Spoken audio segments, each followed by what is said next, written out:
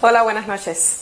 Una primera ministra que dura en el asiento menos que una lechuga. Ese es el chiste iniciado por un medio británico y que ha sido compartido en Twitter y otras redes una y otra vez. 45 días en el número 10 del Downing Street, la administración más corta de la historia de ese país, pero sin duda han sido días intensos. La muerte de la reina Isabel II, la crisis en Ucrania, la inflación y, gracias a su programa de gobierno, no al azar, la caída más grande del valor de la libra esterlina en los últimos 37 años. Inversores huyendo, el mercado agitado.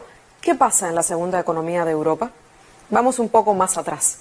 Las últimas elecciones generales fueron ganadas por el conservador exalcalde de Londres, Boris Johnson, líder después de que Theresa May, usted la recordará, no lograra concretar el Brexit y saliera a flote. Si bien Johnson, una de las voces más activas a favor del Brexit, un hombre que atrajo la atención nacional por defender a ultranza la salida del Reino Unido de la Unión Europea, logró en aquel momento una victoria significativa en unas elecciones generales que sucedieron en 2019. Ese mismo hombre, hace pocos meses, se vio obligado a renunciar por comportamientos que la verdad ya había tenido antes. Mintió, cubrió mentiras y lo que sin dudas le costó caro fue la celebración de fiestas en medio de la pandemia, cuando las reglas de la cuarentena que estaban vigentes en todo el país las prohibían. Él y decenas de otros miembros del gobierno tuvieron que pagar multas por andar fiestando cuando los británicos tenían prohibido socializar. Sobre esto mintió y el Parlamento lo puso contra la pared. Y un Johnson, obviamente molesto, renuncia, aunque mientras se alejaba del podio, al anunciarlo, varios parlamentarios lo esperaban ahí al lado, precisamente en Downing Street, para aplaudirlo y apoyarlo. A este tema volveremos porque esta novela está muy entretenida. Johnson abandona el liderazgo del partido y el puesto termina ganándolo Liz Truss. Pero veamos quién y cómo la eligen. Reino Unido es una democracia parlamentaria. Cuando los ciudadanos británicos van a votar en elecciones generales, escogen entre candidatos a representantes parlamentarios. El partido que más representantes logra ubicar en el Parlamento es el partido gobernante. Y este es el que tiene derecho entonces a escoger primer ministro, que suele ser el líder del partido, y a formar gabinete. A veces necesita del apoyo de otros partidos, pero en este caso los Tories o conservadores tienen una mayoría tal que les permitió escoger primer ministro con reglas propias y ahora harán lo mismo. Cuando Johnson renunció, deciden lanzar la pregunta a la membresía del partido, es decir, unas elecciones en las que 150.000 personas, militantes del Partido Conservador, podían votar, y terminó con Truss como primera ministra. Por ella, específicamente, votaron 81.326 personas de una población de 67 millones. Pero, ¿por qué le fue tan mal a esta señora? Bueno, ideológicamente Truss es una convencida de la economía del derrame, esa de que mientras más dinero tenga la gente en su bolsillo, sobre todo los ricos, esa riqueza inexorablemente redundará en más crecimiento económico. Presentó un plan con mini presupuesto, cortando impuestos a diestra y siniestra. Los muy ricos pagando menos. Además, eliminó subsidios, pero poniendo uno específico a las compañías que proveen de gas y electricidad, porque los precios en las facturas se han duplicado cuando se acerca la peor parte del invierno, resintiendo severamente la economía de millones de familias inglesas. Pero la idea del recorte de impuestos implicaba que para poder sostener el gasto público había que pedir dinero prestado, algo que otros conservadores veían como una traición a sus principios. Truss, enfocada en defender a la élite que ella representa, hablaba de usar el dinero público mejor.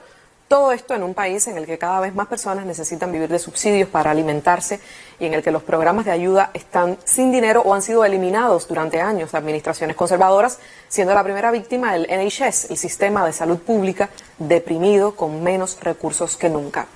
Pero no fueron las huelgas repetidas y cada vez más populares ni el rechazo de sus propios compañeros de partido.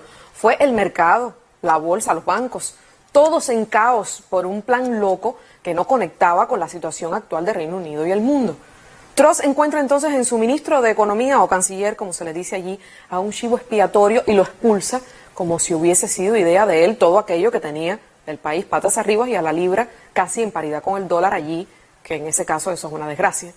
Escoge a un rival antipopular, pero en cuyas manos casi que cae el gobierno, Jeremy Hunt, ahora ministro de Economía, que actuó con la urgencia de quien se sabe en el pico de la piragua e hizo aquello de que de lo malo se sale rápido y desmontó casi todo el programa que Liz Truss había enarbolado como la gran solución para Reino Unido.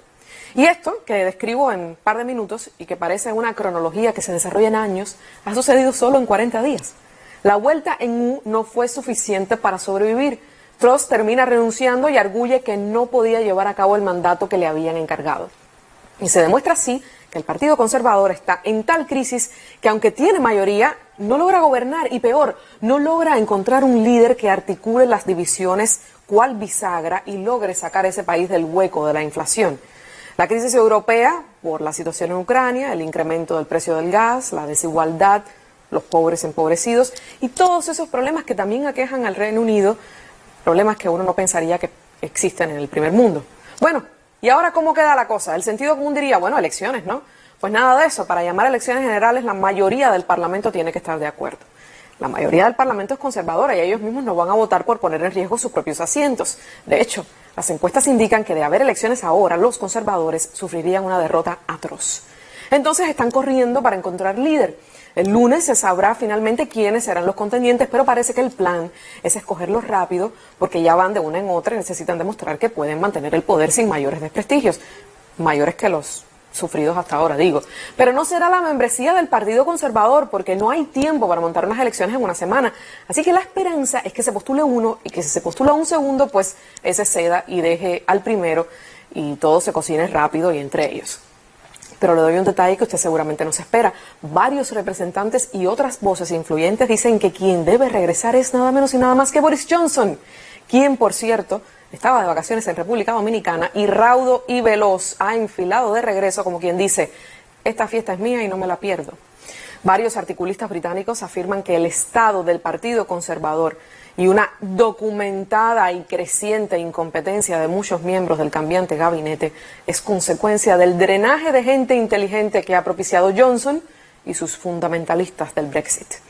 Tampoco puedo hablarles de un sólido partido opositor. Los laboristas, que han tenido brillantes líderes y elocuentes políticos al frente, ahora mismo tienen a uno de poca experiencia que no logró opacar efectivamente a una primera ministra que fue debilitándose por sí sola y ni preguntas del Parlamento pudo responder. Retoma entonces el sentido común el gobierno británico, que no es necesariamente el buen sentido, pero solo sacudido por los mercados financieros que reaccionaron con prontitud a la debacle y así la clase política siguió esa urgencia primero, cuando aún muchas otras encarecen la vida de tantos británicos.